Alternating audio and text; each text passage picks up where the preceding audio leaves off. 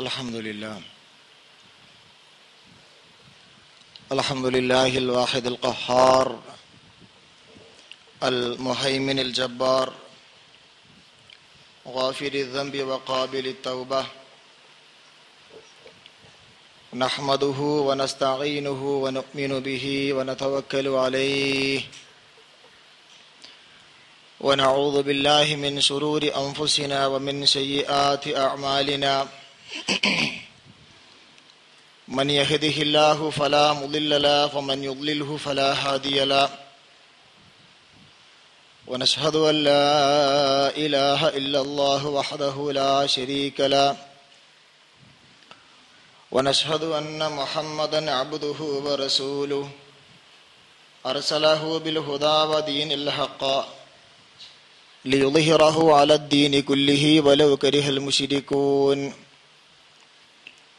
اللهم صل على محمد وعلى آل محمد كما صليت على إبراهيم وعلى آل إبراهيم إنك حميد مجيد اللهم بارك على محمد وعلى آل محمد كما باركت على إبراهيم وعلى آل إبراهيم إنك حميد مجيد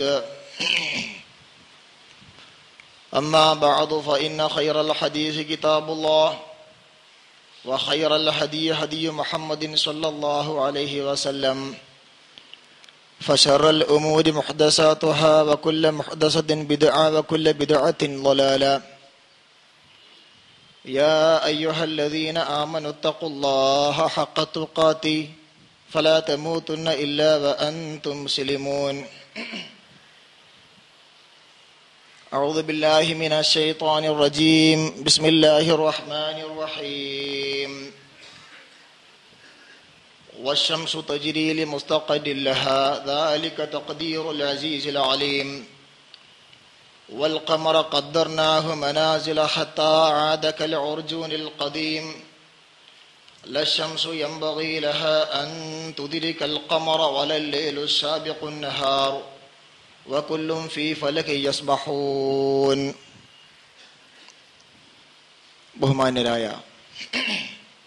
സഹോദരന്മാരെ, സഹോദരിമാരെ, സർവലോക രക്ഷിതാവായ പ്രപഞ്ചനാഥനായ അല്ലാഹുവിൻ്റെ നിയമങ്ങളും നിർദ്ദേശങ്ങളും ജീവിതത്തിൽ പാലിക്കുന്ന നല്ല മനുഷ്യരായി തീരണേ എന്ന് സ്വന്തത്തോടും നിങ്ങളോടും വളരെ ശക്തമായ ഭാഷയിൽ സൂചിപ്പിക്കുന്നു, ഉപദേശിക്കുന്നു, വസിയ്യത്ത് ചെയ്യുന്നു.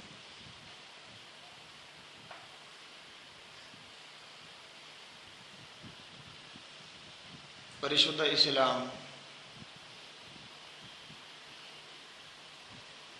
അതിൻ്റെ ദർശനത്തെക്കുറിച്ച്, ആശയത്തെക്കുറിച്ച് വളരെ ആഴത്തിൽ ചിന്തിക്കാനും മനസ്സിലാക്കാനും മനനം ചെയ്യാനും നമ്മോട് ആവശ്യപ്പെടുന്നു.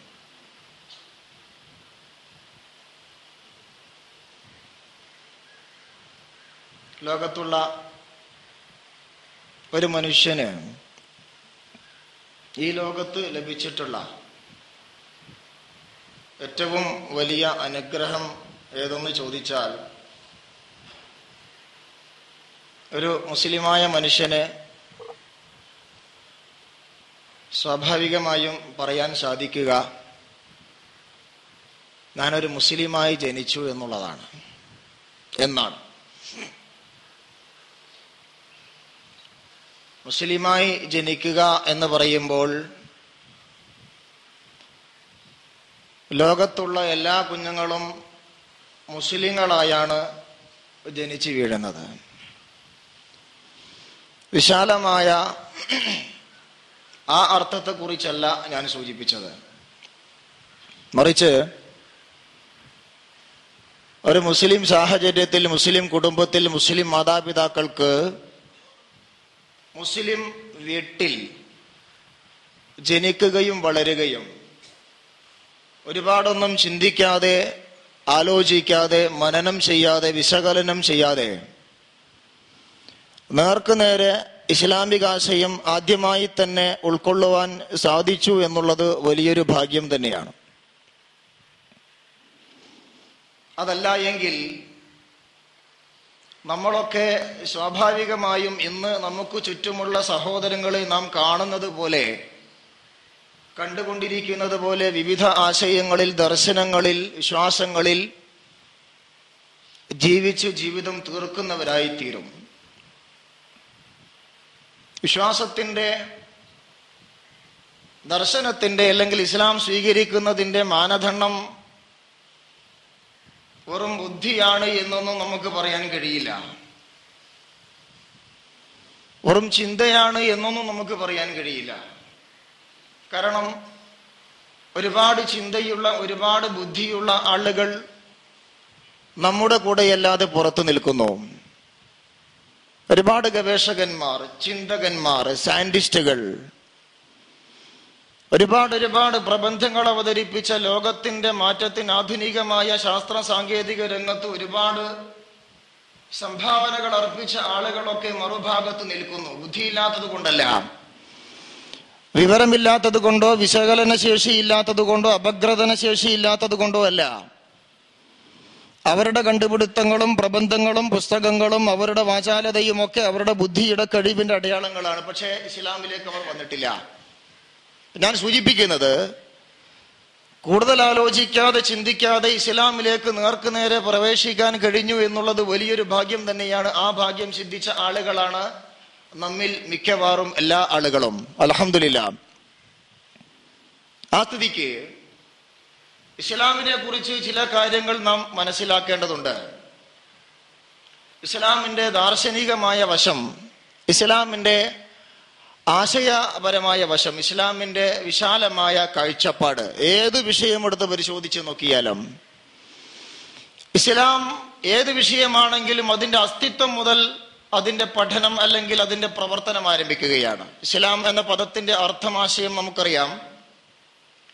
ഇസ്ലാം എന്ന പദത്തിന്റെ അർത്ഥം ആത്മാർപ്പണം, കീഴ്വണക്കം എന്നൊക്കെയാണ്. എല്ലാ മതങ്ങളും അറിയപ്പെടുന്നത്, ഇന്ന് നമുക്കിടയിൽ നാം കണ്ടുകൊണ്ടിരിക്കുന്ന മതങ്ങളും ആശയങ്ങളും സംസ്കാരങ്ങളും ഒക്കെ അറിയപ്പെടുന്നത് വ്യത്യസ്ത ആളുകളുടെ പേരിൽ, നാടിന്റെ പേരിൽ, ഭാഷയുടെ പേരിൽ അല്ലെങ്കിൽ പ്രത്യേക പ്രവിശ്യയുടെ പേരിലൊക്കെയാണ്. ബുദ്ധമതം, ജീനമതം, ക്രിസ്തുമതം,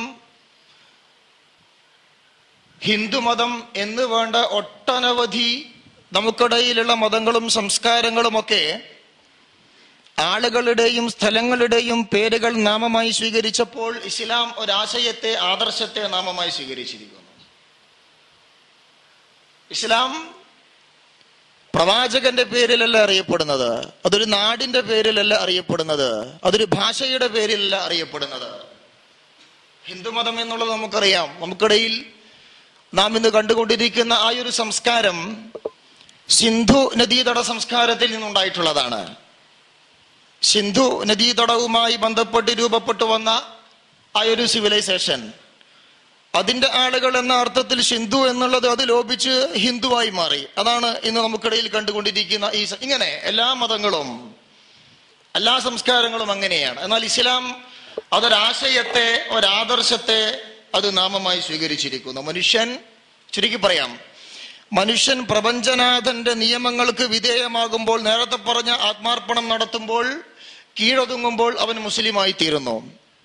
പ്രപഞ്ചനാഥന്റെ നിയമങ്ങൾക്ക് ഒരു മനുഷ്യൻ കീഴടങ്ങുമ്പോൾ, അതനുസരിക്കുമ്പോൾ അവൻ മുസ്ലിമായി തീരുന്നു. അവന്റെ നാമം എന്തായാലും, അവന്റെ നാട് ഏതായാലും, അവന്റെ ഭാഷ ഏതായാലും, അവന്റെ സംസ്കാരം, കുടുംബം അല്ലെങ്കിൽ അവന്റെ ദേശം ഏതായാലും അവൻ മുസ്ലിമാണ്. മനസ്സിലാക്കണം നമ്മൾ. പ്രപഞ്ചനാഥന്റെ നിയമത്തിൽ നിന്നൊരു മനുഷ്യൻ പുറത്തു പോകുമ്പോൾ, അള്ളാഹുവിന്റെ നിയമത്തിൽ നിന്ന്, ഈ പ്രപഞ്ചത്തിന്റെ നിയമത്തിൽ നിന്ന് ഒരു മനുഷ്യൻ പുറത്തു പോകുമ്പോൾ അവൻ അമുസ്ലിമായി തീരുന്നു. അവൻ മുസ്ലിം നാമധാരിയാണെങ്കിലും, ആദർശം ചോർന്നു പോയാൽ മുസ്ലിം കുടുംബത്തിലാണെങ്കിലും, മുസ്ലിം നാട്ടിലാണെങ്കിലും, പള്ളി കമ്മിറ്റി പ്രസിഡന്റ് ആണെങ്കിലും, സെക്രട്ടറി ആണെങ്കിലും, നേതാവാണെങ്കിലും അവൻ മുസ്ലിം അല്ലാതായി തീരുന്നു. വളരെ ലളിതമാണ്, വളരെ ലളിതമാണ്. ഇതാണ് ഇസ്ലാം. ഇസ്ലാം എന്നുള്ളത് വ്യക്തികളിലോ പേരുകളിലോ ഭാഷകളിലോ നാട്ടിലോ ഒതുങ്ങുന്ന ഒന്നല്ല.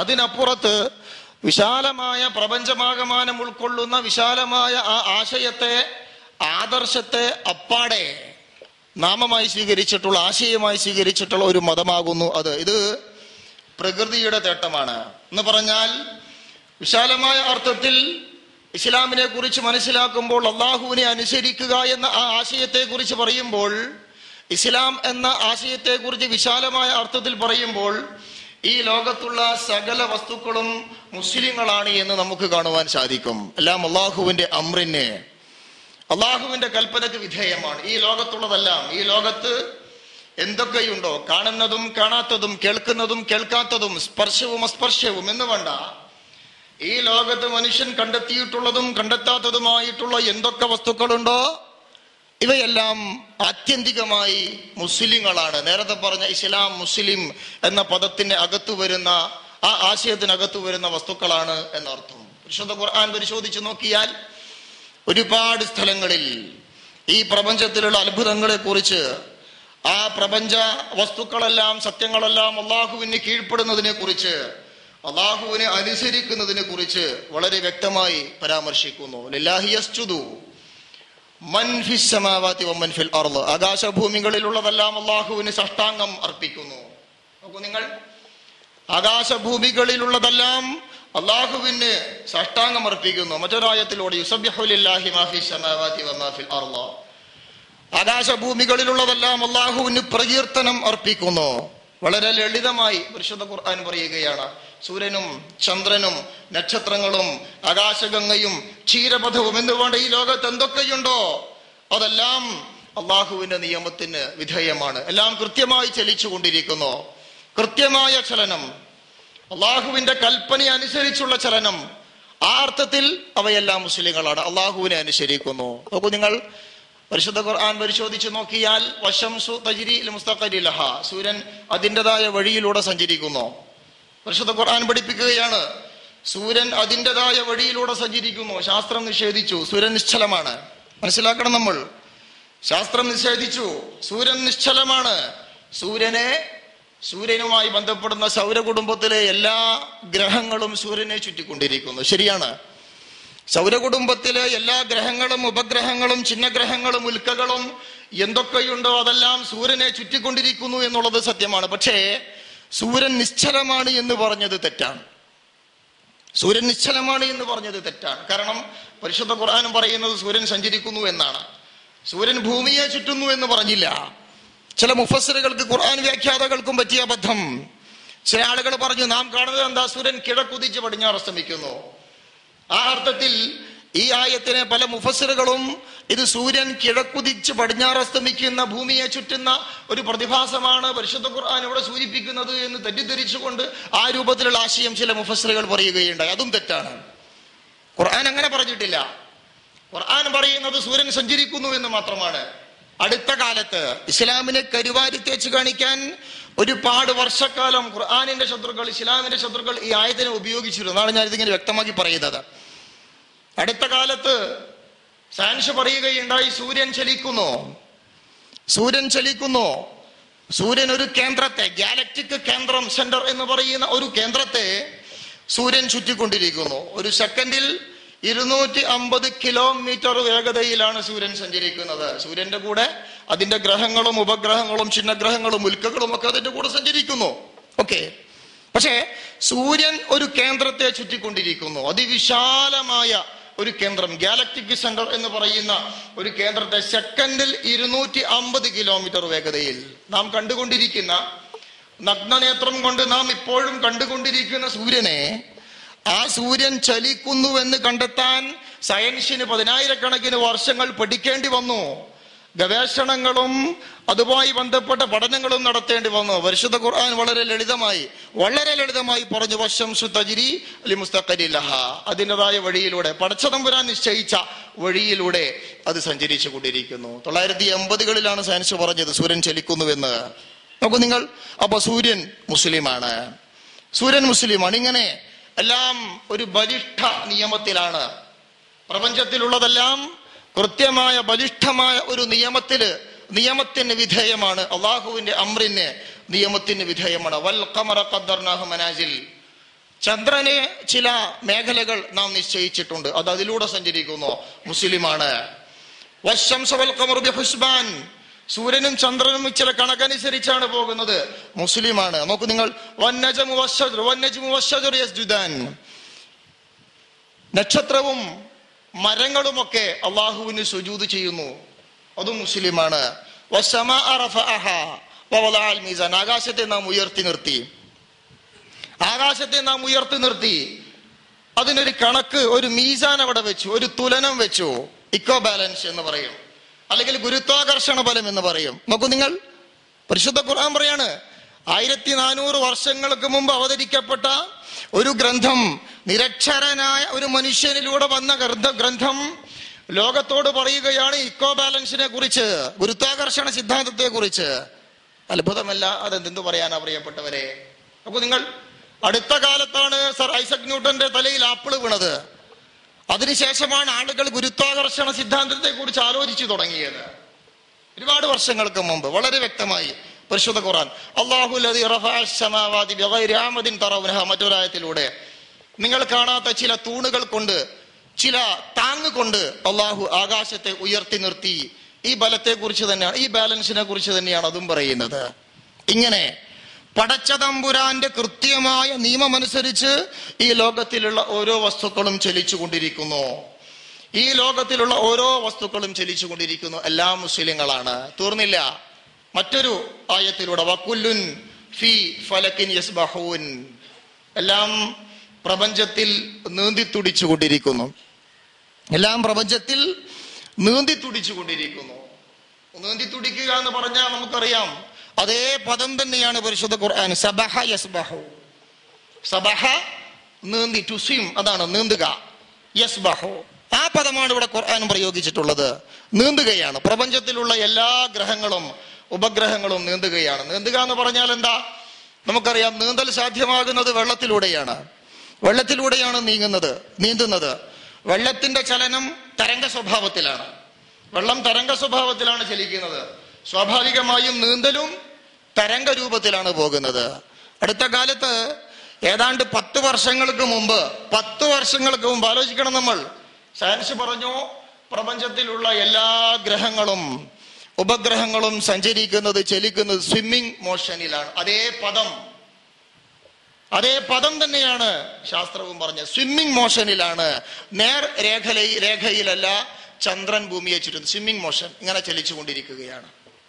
നോക്കൂ, ഇങ്ങനെ ഒട്ടനവധി അത്ഭുതങ്ങൾ. ഇതൊക്കെ പടച്ച തമ്പുരാൻ ഒരു നിരക്ഷരനായ പ്രവാചകനിലൂടെ. നോക്കൂ, ഈ നിയമങ്ങൾ, ബലിഷ്ഠമായ ഈ നിയമങ്ങൾ ലോകത്തുള്ള മുഴുവൻ ചരാചരങ്ങളും, ജീവനുള്ളതും ഇല്ലാത്തവയും കാണുന്നവയും കാണാത്തവയും എല്ലാം അംഗീകരിക്കുന്നു, എല്ലാം അതനുസരിക്കുന്നു. ആ അർത്ഥത്തിൽ എല്ലാം മുസ്ലിങ്ങളാണ് എന്നാണ്, വിശാലമായ അർത്ഥത്തിൽ എല്ലാം മുസ്ലിങ്ങളാണ്, ഇസ്ലാം എന്ന പദത്തിന്റെ ആശയത്തിന്റെ അകത്ത് വരുന്നവയാണ് എന്നാണ് ഞാൻ സൂചിപ്പിക്കുന്നത്. ഭൂമിയെ വാസയോഗ്യമാക്കി അള്ളാഹു, ഭൂമിയെ വാസയോഗ്യമാക്കി. അല്ലദീ ജഅല ലക്കുമുൽ അർള ഫിറാശ, ഭൂമിയെ നിങ്ങൾക്ക് അവൻ ഒരു വിരിപ്പാക്കി തന്നു. എങ്ങനെയാണ് പ്രിയപ്പെട്ടവരെ, എങ്ങനെയാണ് ഭൂമി ഒരു വാസയോഗ്യമായ ഫിറാഷ്, വിരിപ്പ്, പരവതാനി എന്നൊക്കെയാണ് പദത്തിന്റെ അർത്ഥം. എങ്ങനെയാണതായി മാറിയത്? ഭൂമി ആ സുഖശീതളമായ കൃത്യമായ ചൂടും തണുപ്പും ഒക്കെ ലഭിക്കുന്ന ആ ഒരു അന്തരീക്ഷം ഇവിടെ നിലനിൽക്കുവാനുള്ള, കൃത്യമായ ആ ഒരു അന്തരീക്ഷം ബാലൻസ് ചെയ്യുവാനുള്ള കാരണം നിലനിൽക്കുന്നത് ഭൂമിയും സൂര്യനും തമ്മിലുള്ള അകലം അതുപോലെ നിലനിൽക്കുന്നത് കൊണ്ടാണ്. ഭൂമിയും സൂര്യനും തമ്മിലുള്ള കൃത്യമായ അകലം നിലനിൽക്കുന്നത് കൊണ്ടാണ്. ആ അകലം അതുപോലെ നിലനിൽക്കുന്നത് ആ കൃത്യമായ ചലനം കൊണ്ടാണ്. ഭൂമിയുടെ കൃത്യമായ ചലനം, ആ വേഗത കുറച്ചുകൂടി കൂടിയാൽ ഭൂമി സൂര്യനിൽ നിന്ന് അകന്നു പോകും, കുറഞ്ഞാൽ സൂര്യനോട് അടുക്കും. അകന്നാലും പ്രശ്നമാണ്, അടുത്താലും പ്രശ്നമാണ്. അകന്നാൽ തണുത്തുറഞ്ഞു പോകും, അടുത്താൽ അങ്ങേയറ്റത്തെ ചൂടായിരിക്കും. എത്രത്തോളം എന്ന് പറഞ്ഞാൽ ഭൂമിയോട്, സൂര്യനോട് അടുത്ത് കിടക്കുന്ന ഗ്രഹമായ ബുധനിലെ ടെമ്പറേച്ചർ 450 ഡിഗ്രിയാണ്. 450 ഡിഗ്രി, 100 ഡിഗ്രി സെൽഷ്യസിലാണ് വെള്ളം ചൂടാകുന്നത്, തീയിന്റെ ചൂട്. അതിനേക്കാൾ എത്രയോ ഇരട്ടി ചൂട്. അതിജീവനം അസാധ്യമാണ്. ഞാൻ പറഞ്ഞു വരുന്നത്, കൃത്യമായ ആ ചലനം ഒരു മണിക്കൂറിൽ ഏതാണ്ട് 1,08,000 കിലോമീറ്റർ, അതാണ് ഭൂമിയുടെ ചലന വേഗത. ഈ വേഗത അതുപോലെ നിലനിൽക്കുന്നത് കൊണ്ടാണ് സൂര്യൻ ഈ ഭൂമി സൂര്യനിൽ നിന്ന് ഇത്രയും കൃത്യമായ അകലത്തിൽ നിലകൊള്ളുന്നത്. അത് നിയന്ത്രിക്കുന്നത്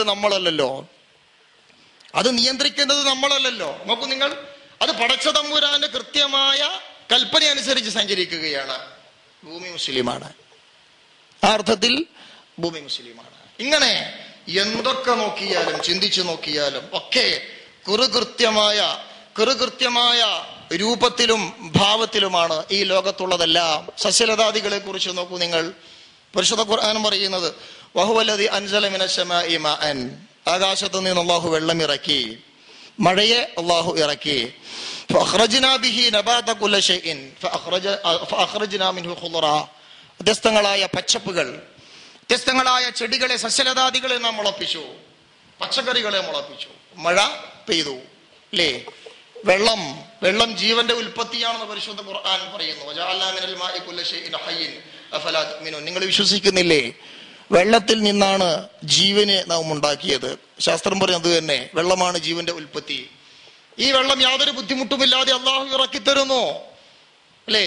മറ്റ് രാജ്യങ്ങളിലേക്ക്, മറ്റ് ഗ്രഹങ്ങളിലേക്ക് പര്യവേക്ഷണ വാഹനങ്ങളെ അയക്കുന്ന ആ വാഹനങ്ങളൊക്കെ പരിശോധിക്കുന്നത് ആ ഗ്രഹങ്ങളിൽ വെള്ളമുണ്ടോ എന്നുള്ളതാണ്. വെള്ളമുണ്ടെങ്കിൽ ജീവന് സാധ്യതയുണ്ട്. ഇപ്പൊ മഞ്ഞുപാളിയിട്ട് അതുണ്ട് ഇതുണ്ട് ഇല്ലേ? അവസാനം പോയ ക്യൂരിയോസിറ്റി അടക്കം പരിശോധിക്കുന്നത് അതാണ്. വെള്ളമുണ്ടോ നോക്കൂ നിങ്ങൾ. ആ വെള്ളം അള്ളാഹു ഇറക്കി തന്നു, യാതൊരു ബുദ്ധിമുട്ടുമില്ല. അള്ളാഹുവിനെ അനുസരിച്ചുകൊണ്ട് അതിൽ നിന്ന് കൃത്യമായി സസ്യലതാദികൾ മുളക്കുന്നു. നമുക്ക് പങ്കുണ്ട്, നാം കൃഷി ഇറക്കുന്നു. പക്ഷേ അത് മുളപ്പിക്കേണ്ടവൻ അള്ളാഹുവാണ്.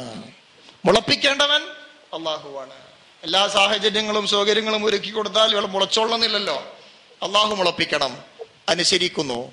അള്ളാഹുവിനെ അനുസരിക്കുന്നു. അതും എല്ലാം ഞാൻ പറഞ്ഞു വരുന്നത് ധാന്യങ്ങളും കുരുക്കളും ഒക്കെ പിളർന്ന് ചെടികളും വൃക്ഷങ്ങളും ഉണ്ടാകുന്നു. ഇങ്ങനെ എല്ലാം അള്ളാഹുവിന്റെ കൃത്യമായ ഒരു നിയമം അനുസരിച്ചാണ് പോകുന്നത്. അടക്ക വിതച്ചാൽ ശ്രദ്ധിക്കണം, നമ്മള് അടക്ക വിതച്ചാൽ തെങ്ങുണ്ടാവാറില്ലല്ലോ. അതിനൊരു നിയമമുണ്ട്. അള്ളാഹുവിന്റെ നിയമമാണത്. ആ നിയമം അനുസരിച്ച് മാത്രമേ അത് മുളക്കുകയുള്ളൂ. അള്ളാഹു കൽപ്പിച്ച ഒരു നിയമമാണത്. ആ അർത്ഥത്തിൽ അത് മുസ്ലിമാണ്. ആ അർത്ഥത്തിൽ ആ അടക്കയുടെ കുരു, ആ വിത്ത് മുസ്ലിമാണ്. ഇങ്ങനെ ലോകത്തുള്ളതെല്ലാം. കാക്ക കൂവാറില്ലല്ലോ, കോഴിയെ കൂകുകയുള്ളൂ. നായ ഗർജിക്കാറില്ല, സിംഹമാണ് ഗർജിക്കുന്നത്. അതിനുമുണ്ട് നിയമം. ഇങ്ങനെ എന്തൊക്കെ ചിന്തിച്ചു നോക്കിയാലും, ഏതൊക്കെ മേഖലയെടുത്ത് പരിശോധിച്ച് നോക്കിയാലും തേനീച്ചയുടെ കൂട് കണ്ടിട്ടുണ്ട് നമ്മൾ. കൃത്യമായ ജ്യാമിതീയ സിദ്ധാന്ത പ്രകാരം ഷഡ്ഭുജാകൃതിയിൽ ഒരു തേനീച്ചയുടെ ലാർവയെ 100% കൃത്യമായി ഉൾക്കൊള്ളാൻ സാധിക്കുന്ന രൂപത്തിൽ, ഒരു മില്ലിമീറ്റർ പോലും, ഒരു മൈക്രോ മില്ലി പോലും വേസ്റ്റ് ആവാത്ത രൂപത്തിൽ, കൃത്യമായ രൂപത്തിൽ 10,000-കണക്കിന് തേനീച്ചകൾക്ക് ഒരുമിച്ച് താമസിക്കാൻ കഴിയുന്ന അതിവിദഗ്ധനായ എഞ്ചിനീയറെ പോലും വെല്ലുന്ന രൂപത്തിലുള്ള ഒരു കൂട് നോക്കൂ നിങ്ങൾ. തേനീച്ച വളരെ കൃത്യമായി ഉണ്ടാക്കുന്നു. അത് നിയമമാണ്. തേനീച്ച മുസ്ലിമാണ്. കണ്ടില്ലേ? അതല്ലാത്തൊരു കൂടുണ്ടാക്കാൻ തേനീച്ചക്ക് കഴിയില്ല. അതാണ് നിയമം. ഇങ്ങനെ പ്രസവിക്കപ്പെട്ട ഉടനെ പശുക്കിടാവ് സാവധാനത്തിൽ എഴുന്നേറ്റ് ചാഞ്ചാടി അമ്മയുടെ അകിടിലേക്ക് പോകുന്നു. നോക്കൂ നിങ്ങൾ, അമ്മയുടെ അകിടിലേക്ക് പോകുന്നു. പാല് കുടിക്കുന്നു. തള്ളപ്പശു ചുരത്തി കൊടുക്കുന്നു. ഇതെന്റെ അമ്മയാണ്, അത് അകിടാണ്, അതിനകത്ത് പാലാണ്, അതെനിക്ക് കുടിക്കാനുള്ളതാണ്. എങ്ങനെ മനസ്സിലായി? അതാണ് നിയമം. അള്ളാഹു അതിന്റെ തലയിൽ ഇട്ടുകൊടുത്ത ഒരു വ്യവസ്ഥയാണത്. അങ്ങനെയാണ് ഖുർആൻ പറയും. എല്ലാം ഒരു കണക്കനുസരിച്ചാണ് ഈ ലോകം. ആ കണക്കനുസരിക്കുന്നതെല്ലാം മുസ്ലിങ്ങളാണ്. ആത്യന്തികമായി പറഞ്ഞാൽ ഇവയെല്ലാം ഒരുപാട് അത്ഭുതങ്ങൾ. കാട്ടുപോത്തിന്റെ കുഞ്ഞ് പ്രസവിക്കപ്പെട്ട ഉടനെ എഴുന്നേറ്റ് ഓടിക്കളയും. ജീവനും കൊണ്ടോടും. എന്തിനാണെന്നറിയുമോ? കാട്ടുപോത്തിന്റെ നാക്ക് വളരെ പരുക്കനാണ്. നല്ല അരം പോലുള്ള നാക്കാണ്. ആ നാക്ക് കൊണ്ട് പ്രസവിക്കപ്പെട്ട ഉടനെ വെയിലൊക്കെ കൊണ്ട് തൊലിക്ക് ബലം വരുന്നതിന് മുമ്പുള്ള ആ തൊലിയിൽ സ്നേഹത്തോടു കൂടി ആ തള്ള എരുമ നക്കിയാൽ സ്വാഭാവികമായും തൊലി പൊളിഞ്ഞു പോകും. തൊലി പൊളിഞ്ഞാൽ ഉറുമ്പരിക്കും, ജീവന് ഭീഷണിയാണ്. അതിനിടയാവരുത്, എഴുന്നേറ്റോടണം. ആര് പറഞ്ഞു കൊടുത്തു? ഞാനൊരു കാട്ടിയുടെ കുഞ്ഞാണ്, എന്റെ തൊലി ലോലമാണ്, എന്റെ അമ്മയുടെ നാക്ക് അതികഠിനമാണ്, അമ്മ സ്നേഹത്തോടു കൂടി എന്നെ നക്കും, ഞാൻ എഴുന്നേറ്റോടണം. തൊലി പൊളിയും, ഉറുമ്പരിക്കും, ജീവന് ഭീഷണിയാണ്, ഞാൻ ഓടണം. ഇങ്ങനെ മനസ്സിലായി. ആ നിയമം, ഈ ഒരു ബലിഷ്ഠമായ നിയമത്തിലാണ് ലോകം നിലനിൽക്കുന്നത്, പ്രപഞ്ചം നിലനിൽക്കുന്നത്. ഈ നിയമം അനുസരിക്കുന്നവയൊക്കെ ആത്യന്തികമായി പറഞ്ഞാൽ ഇവയെല്ലാം മുസ്ലിങ്ങളാണ്. അപ്പോ വിശാലമായ അർത്ഥത്തിൽ, ആത്യന്തികമായ അർത്ഥത്തിൽ, അതിവിശാലമായ അർത്ഥത്തിൽ ഈ ലോകത്തുള്ളവയെല്ലാം അള്ളാഹുവിന് കീഴ്പ്പെടുന്ന, അള്ളാഹുവിനെ അനുസരിക്കുന്ന, അള്ളാഹുവിന് സുജൂദ് ചെയ്യുന്ന, അള്ളാഹുവിന് സാഷ്ടാംഗം അർപ്പിക്കുന്ന, അള്ളാഹുവിന് തസ്ബീഹ് ചൊല്ലുന്ന വസ്തുക്കളാണ് എന്നർത്ഥം. ആർട്ടിക് ടേൺ പക്ഷികൾ എന്ന് പറയുന്ന ഒരു പക്ഷികളുണ്ട്, നമ്മൾ കേട്ടിട്ടുണ്ട്. ഏതാണ്ട് ഒരു ധ്രുവത്തിൽ നിന്ന് മറ്റൊരു ധ്രുവത്തിലേക്ക് 17,000 കിലോമീറ്റർ അങ്ങോട്ടും തിരിച്ചിങ്ങോട്ടും സീസൺ അനുസരിച്ച് പറക്കും. എന്നിട്ടാ തിരിച്ച് ഏത് കൂട്ടിൽ നിന്നാണോ പറന്നു തുടങ്ങിയ അതേ കൂട്ടിലേക്ക് തിരിച്ചെത്തും. എങ്ങനെയാണ് വഴി മനസ്സിലാകുന്നത്? ആരാണ് വഴി പറഞ്ഞു കൊടുക്കുന്നത്? ഭൗമമണ്ഡലത്തിന്റെ കാന്തിക പ്രപഞ്ചത്തെ, കാന്തിക പ്രഭാവത്തെ പിടിച്ചെടുക്കാനുള്ള ശേഷി ഈ പക്ഷികൾക്കുണ്ടെന്നാണ് പറയുന്നത്. നമ്മുടെ ഭൂമിക്കൊരു കാന്തിക പ്രഭാവമുണ്ട്, എല്ലാ ഗ്രഹങ്ങൾക്കുമുണ്ട്. ഈ ഭൂമിയുടെ കാന്തിക പ്രഭാവത്തെ പിടിച്ചെടുക്കാനുള്ള ശേഷി, അത് അനലൈസ് ചെയ്യാനുള്ള ശേഷി പക്ഷികൾക്കുണ്ടത്രേ. ആയിക്കോട്ടെ, ആ ശേഷി അതിന്റെ തലയിൽ ഇട്ടുകൊടുത്തത് ആരാ? അള്ളാഹുവാണ്. ഉണ്ടോ? അപ്പൊ അള്ളാഹുവിന്റെ നിയമം അനുസരിച്ച് അവ പോകുന്നു. ഇങ്ങനെയുള്ള മറ്റു ചില പക്ഷികള് മറ്റൊരു സ്ഥലത്ത് ആയിരക്കണക്കിന് കിലോമീറ്റർ അപ്പുറത്ത് ചെന്നിട്ട് മുട്ടയിടുന്നു, തിരിച്ചു പോരുന്നു.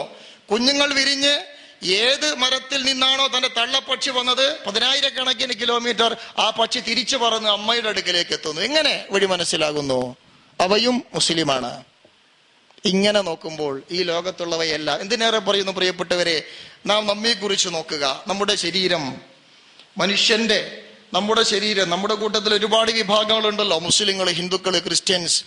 ഏത് വിഭാഗമുണ്ടായാലും ആത്യന്തികമായി ഏത് വിഭാഗത്തിൽപ്പെട്ട മനുഷ്യനായാലും അടിസ്ഥാനപരമായി അവൻ മുസ്ലിമാണ് എന്ന് പറഞ്ഞാൽ അവന്റെ ശരീരത്തിലുള്ള ഓരോ കോശങ്ങളും, ഓരോ അണുക്കളും, ജീവകോശം മുതൽ അതിസങ്കീർണമായ മസ്തിഷ്ക കോശം വരെ അള്ളാഹുവിന്റെ അമ്രിന് വിധേയമായാണ് ചലിച്ചുകൊണ്ടിരിക്കുന്നത്.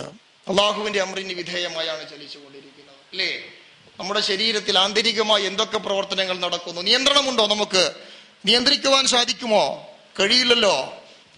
നമുക്ക് കഴിയില്ല. നമ്മുടെ കൂട്ടത്തിൽ ആർക്കൊക്കെയാണ് ഇപ്പൊ അറ്റാക്ക് ഉള്ളത് അറിയില്ല, അല്ലെ? മൈനർ അറ്റാക്കുകൾ നമുക്കൊക്കെ പലപ്പോഴും കഴിഞ്ഞിട്ടുണ്ടാകും, ഉറക്കില് നമ്മൾ അറിഞ്ഞിട്ടുണ്ടാവില്ല. ബ്ലോക്കുകൾ ഉണ്ടാകും, നമ്മൾ അറിയില്ല. ഇന്നലെ നമ്മുടെ നാട്ടിലൊരു സഹോദരൻ ഉറക്കത്ത് അറ്റാക്ക് ഉണ്ടായി, ഹോസ്പിറ്റലിൽ എത്തുന്ന ആ സമയമാകുമ്പോഴേക്ക് അദ്ദേഹം, നമ്മളെ മമ്പറത്തുള്ള ഒരു ബിസിനസ്സുകാരൻ, അദ്ദേഹം മരണപ്പെട്ടു. അള്ളാഹു പുറത്തു കൊടുക്കുമാറാവട്ടെ.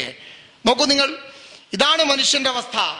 അപ്പൊ ഞാൻ പറഞ്ഞു വരുന്നത്, നമ്മുടെ ആന്തരികമായ പ്രവർത്തനങ്ങൾ ഓരോന്നും നടക്കുന്നത് അള്ളാഹുവിന്റെ തീരുമാനമനുസരിച്ചാണ്, അള്ളാഹുവിന്റെ നിയമത്തിന് വിധേയമായിക്കൊണ്ടാണ്. ഏതാണ്ട് 1.5 കിലോഗ്രാമിന് ചുവട്ടിൽ മാത്രം ആ വലുപ്പം വരുന്ന, ഭാരം വരുന്ന ആ ഒരു തലച്ചോറാണ് 70, 80, 90 കിലോഗ്രാം ഭാരമുള്ള മനുഷ്യന് ഭരണസാരഥ്യം വഹിക്കുന്നത്.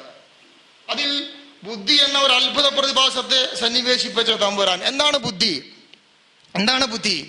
ബുദ്ധിക്ക് മൈൻഡ്, മെമ്മറി, അതുപോലെ തന്നെ തോട്ട്സ് തുടങ്ങിയ ചിന്തകൾക്കൊന്നും കൃത്യമായ ഒരു വിവരണം നൽകാൻ ശാസ്ത്രത്തിന് ഇന്നേ വരെ കഴിഞ്ഞിട്ടില്ല. എന്താണ് ഓർമ്മ, എന്താണ് ചിന്ത, എന്താണ് ബുദ്ധി, കൃത്യമായ ഒരു ഡെഫിനിഷൻ കൊടുക്കാൻ ഇതുവരെ സയൻസിന് കഴിഞ്ഞിട്ടില്ല. ഞാൻ പറഞ്ഞു വരുന്നത്, ഇതൊക്കെ സർവശക്തനായ തമ്പുരാന്റെ ദാനമാണ്. ബുദ്ധി നമുക്ക് വികസിപ്പിക്കാൻ കഴിയും. നമ്മൾ പറയാറുണ്ട്, ബുദ്ധി നമ്മൾ വികസിപ്പിച്ചതാണല്ലോ. വായനയിലൂടെ, പഠനത്തിലൂടെ, ഗവേഷണത്തിലൂടെ, പ്രസംഗങ്ങളിലൂടെ, കേൾക്കലിലൂടെ നമ്മൾ വികസിപ്പിച്ചതാണ്. വികസിപ്പിക്കാനേ നമുക്ക് കഴിയൂ. അടിസ്ഥാനപരമായി ബുദ്ധി ഉണ്ടാക്കാൻ നമുക്ക് കഴിയില്ല. ഓരോ മനുഷ്യന്റെയും തലച്ചോറിൽ അടിസ്ഥാനപരമായി ബുദ്ധി ഉണ്ടാകേണ്ടത് അത് പടച്ചോൻ തരുന്നത് തന്നെയാണ്. നമ്മുടെ കൂട്ടത്തിൽ എത്ര മന്ദബുദ്ധികളായ കുട്ടികൾ നോക്കൂ നിങ്ങൾ. പല പേരുകളുടെ ഡിമെൻഷ്യ എന്നും പലതരത്തിലുള്ള സിൻഡ്രോം ഒക്കെ പേര് കൊടുത്തിട്ട് നമ്മൾ വിളിക്കുന്ന പലതരത്തിലുള്ള മാനസിക വൈകല്യങ്ങളും രോഗങ്ങളും ഉണ്ടല്ലോ. ജന്മനായി ഉണ്ടാകുന്ന രോഗങ്ങൾ, മാറ്റാൻ കഴിയാത്ത രോഗങ്ങൾ. മാതാപിതാക്കൾ ഉദ്ദേശിച്ചിട്ടാണോ, വിചാരിച്ചിട്ടാണോ? അല്ലല്ലോ. ഒരു രക്ഷിതാക്കളും അങ്ങനെ വിചാരിക്കലല്ലോ. നാടിനും വീടിനും സമൂഹത്തിനും സമുദായത്തിനും മുതൽക്കൂട്ടാകുന്ന മക്കൾ വേണമെന്നല്ലേ ഓരോ രക്ഷിതാക്കളും വിചാരിക്കുന്നത്. പലപ്പോഴും തിരിച്ചാണല്ലോ. എന്തേ? ഇതൊന്നും പൂർണ്ണമായും നമ്മുടെ നിയന്ത്രണത്തിൽ. അപ്പോൾ നാം അറിയാതെ നമ്മുടെ തലച്ചോറിൽ ബുദ്ധിയെ സന്നിവേശിപ്പിച്ച തമ്പുരാൻ. ആ ബുദ്ധി അടിസ്ഥാനപരമായി മുസ്ലിമാണ്. ആ ബുദ്ധി ആഗ്രഹിക്കുന്നത്, ബുദ്ധി ശ്രമിക്കുന്നത് അള്ളാഹുവിനെ അറിയാനാണ്, അള്ളാഹുവിനെ കുറിച്ച് മനസ്സിലാക്കാനാണ്. അതിന് വിരുദ്ധമാണല്ലോ കുഫർ. ആ ബുദ്ധി ഉപയോഗിച്ചുകൊണ്ട് അള്ളാഹുവിനെതിരെ, ദൈവത്തിനെതിരെ ചിന്തിക്കുക എന്നുള്ളത് ധിക്കാരമാണ്, അത് കുഫറാണ്. പ്രകൃതിയുടെ മേൽ മറയിടുന്നതിനാണ് എന്ത് പറയാ, കുഫർ എന്ന് പറയാ. കഫറ എന്ന പദത്തിന്റെ അർത്ഥം, കഫറയിൽ നിന്നാണല്ലോ കാഫിർ ഉണ്ടായത്.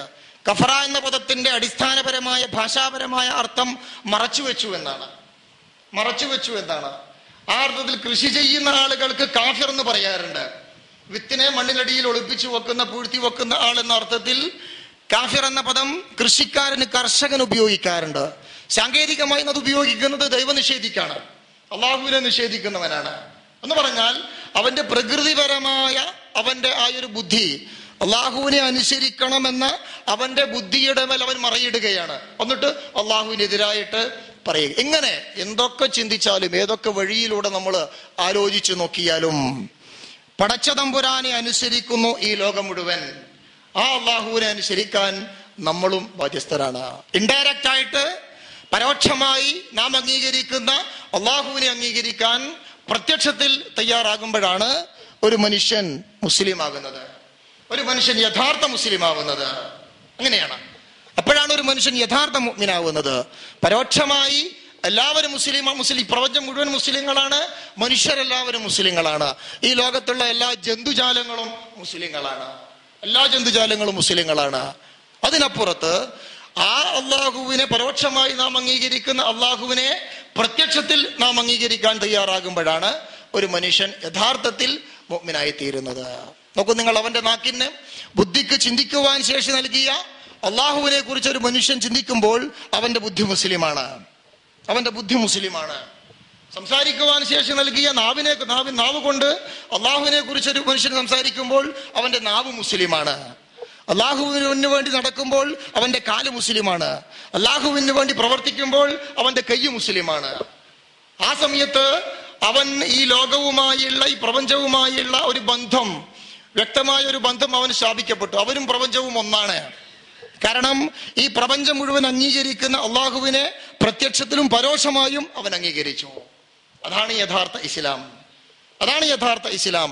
അങ്ങനെയുള്ള മുസ്ലിങ്ങളാവാൻ, അള്ളാഹുവിനെ അറിഞ്ഞ് മനസ്സിലാക്കി യഥാർത്ഥത്തിൽ വിശ്വസിക്കുന്ന കാനേഷ്മാരി മുസ്ലിങ്ങളല്ലാതെ യഥാർത്ഥ മുസ്ലിങ്ങളാവാൻ നമുക്ക് സാധിക്കണം.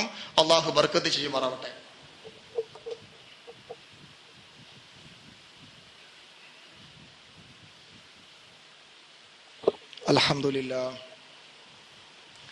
അൽഹംദുലില്ലാഹി റബ്ബിൽ ആലമീൻ, വസ്സലാത്തു വസ്സലാമു അലാ അഷ്റഫിൽ മുർസലീൻ വഅലാ ആലിഹി വസഹ്ബിഹി അജ്മഈൻ. അമ്മാ ബഅദ്.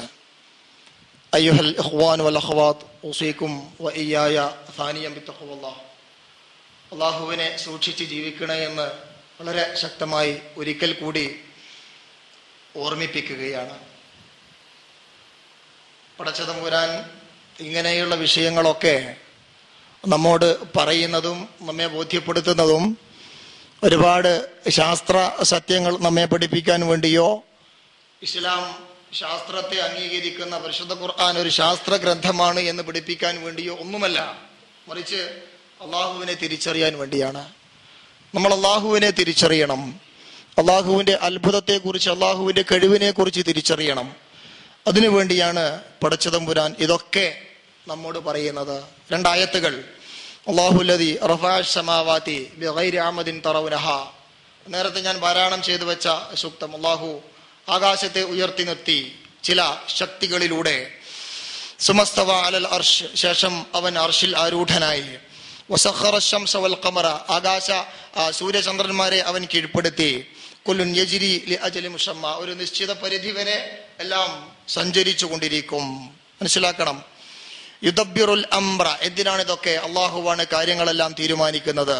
യുഫസ്സിലുൽ ആയാത്ത്, അവൻ ആയത്തുകൾ വിശദീകരിച്ചു തരുന്നു. ലഅല്ലകും ബിലിഖാഇ റബ്ബിക്കും തുഖിനൂൻ, നിങ്ങൾ അള്ളാഹുവിനെ കാണുമെന്ന ആ ഒരു ദൃഢവിശ്വാസം നിങ്ങൾക്കുണ്ടാവാൻ വേണ്ടി, നിങ്ങൾ മുഅ്മിനുകളാവാൻ വേണ്ടി. മറ്റൊരായത്ത്, ആരാധനയും പ്രാർത്ഥനയും അവനോട് മാത്രമേ പാടുള്ളൂ എന്ന് സമർത്ഥിക്കാനാണ്. തൗഹീദിന് വേണ്ടിയാണ് അള്ളാഹു ഇതൊക്കെ പറയുന്നത്. ശാസ്ത്രജ്ഞന്മാർക്ക് കുറെ കാര്യങ്ങൾ അങ്ങോട്ട് പഠിപ്പിക്കാനല്ല. ആത്യന്തികമായ സത്യം തൗഹീദാണ്, അല്ലേ? തോമസ് ആൽവാ എഡിസൺ 1000-ലധികം കണ്ടുപിടുത്തങ്ങൾ നടത്തി എന്നാണ് ചരിത്രം പറയുന്നത്. 1000-ലധികം. നമ്മുടെ ബൾബ് പോലുള്ള 1000-ലധികം കണ്ടുപിടുത്തങ്ങൾ ഒരു മനുഷ്യൻ, തോമസ് ആൽവാ എഡിസൺ, ഇങ്ങനെ ഒട്ടനവധി സയന്റിസ്റ്റുകൾ. പക്ഷെ അവരുടെ ആ കണ്ടുപിടുത്തങ്ങളൊന്നും തൗഹീദിനപ്പുറത്തെത്തില്ല. നമ്മൾ മനസ്സിലാക്കേണ്ടത് അതാണ് ആത്യന്തികമായ സത്യം. അതാണ് ആത്യന്തികമായ സത്യം. അള്ളാഹു മാത്രമേ ഉള്ളൂ ആരാധനക്കർഹൻ. അങ്ങനെ വരുമ്പോ ഈ പറഞ്ഞ ആളുകളെക്കാളൊക്കെ മുകളിൽ തന്നെയാണ് നമ്മൾ, പിടിക്കേണ്ടതില്ല. ആത്യന്തികമായ സത്യം അതാണ്, തൗഹീദാണ്. അതിനുവേണ്ടിയാണ് ഖുർആൻ ഇതൊക്കെ പറയുന്നത്. അലം തറ, നിങ്ങൾ കാണുന്നില്ലേ, അന്നല്ലാഹ യൂലിജുൽ ലൈല ഫിന്നഹാർ വയൂലിജുൻ നഹാറ ഫില്ലൈൽ, രാപ്പകലുകൾ മാറി മാറി വരുന്നു, നിങ്ങൾ കാണുന്നില്ലേ? വസഖറ ശംസ വൽ ഖമറ കുല്ലുൻ യജ്രി ഇലാ അജലി മുസമ്മ.